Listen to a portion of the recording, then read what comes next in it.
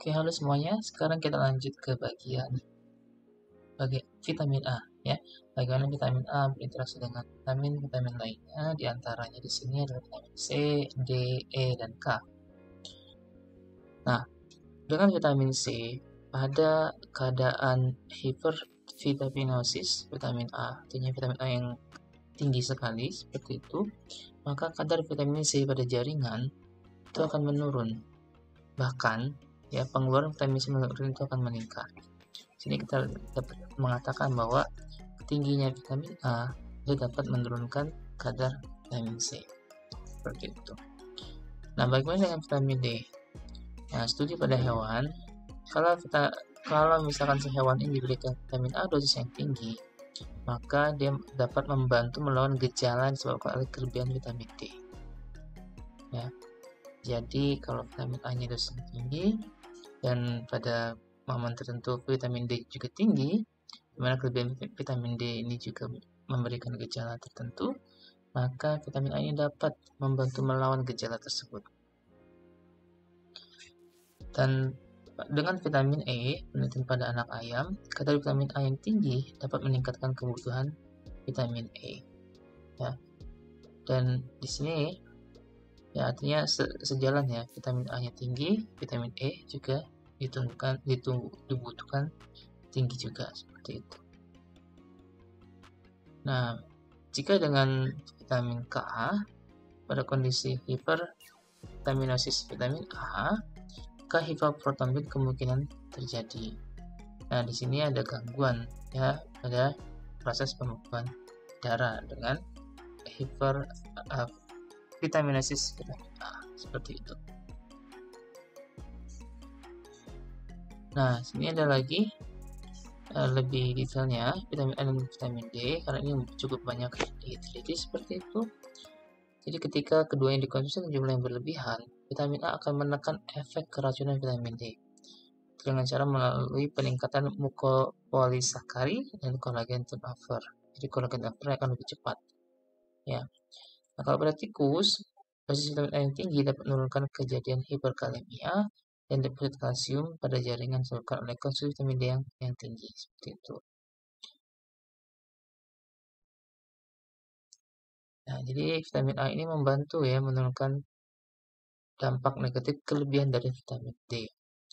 Dan pada anak ayam, vitamin A dan vitamin D yang diberikan berlebihan memiliki efek antagonis pada plasma kalsium, fosfor, dan juga asam fosfat, seperti itu. Kemudian dibutuhkan si kalsium, fosfor, dan asam fosfat ini untuk pembentukan tulang, ya. Vitamin A dan K. Kondisi vitamin A menunjukkan efek yang berlawanan terhadap K. Vitamin A mempengaruhi sintesis vitamin K, penyerapan vitamin K di usus. Ya. Ini tadi hipoproteinemia setelah jika dengan hipervitaminosis vitamin A, ini karena adanya efek absorpsi lipid nonpolar. Ya. Nah, mereka ini kan sama-sama lemak, ya. Seperti itu.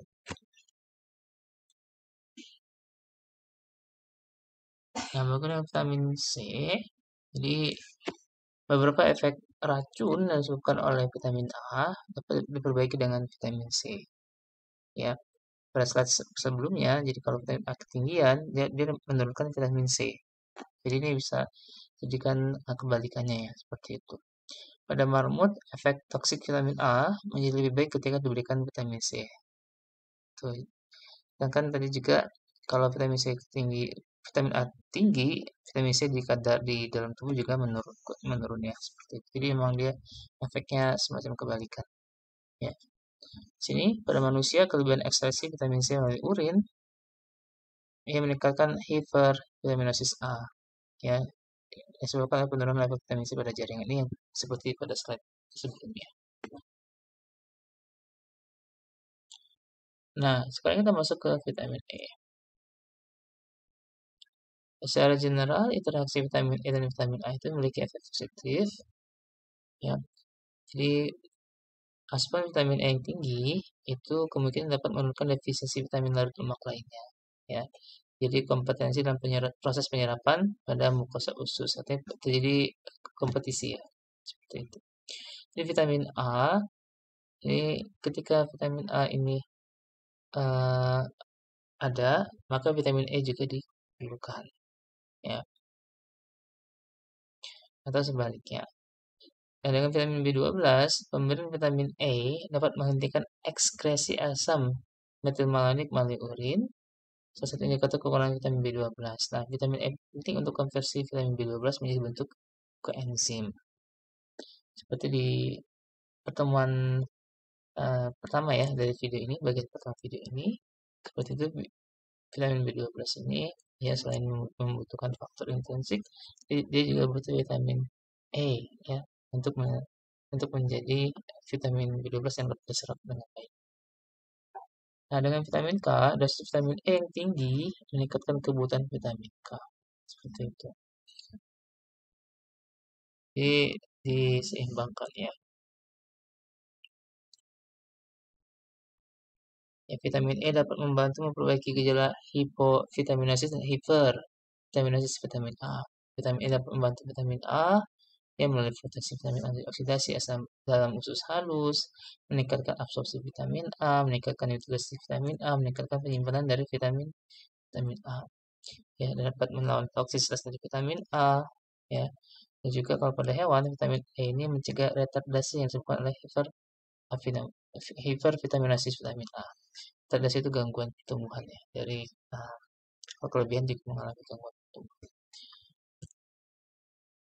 Vitamin E dan K ya, asupan oral vitamin E yang tinggi tidak menyebabkan kelainan pembekuan darah pada manusia normal. Namun, ya pada individu dengan defisiensi vitamin K, pemberian vitamin E tingkat tinggi dapat memperparah ya dari defek koagulasi. Koagulasi itu kan ada defek ya mengalami gangguan.